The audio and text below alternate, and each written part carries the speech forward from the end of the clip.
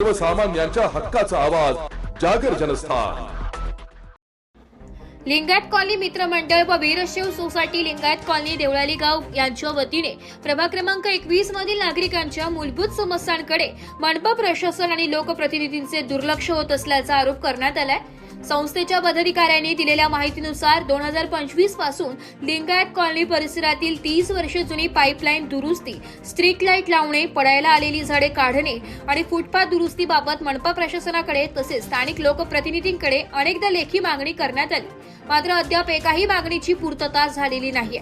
आज दिवसभर सुरू असलेल्या संततधार पावसामुळे लिंगायत कॉलनी परिसरात जुनी 2 झाडे कोसळली आहे। यामुळे परिसरातील नागरिकांची चांगलीच धावपळ उडाली।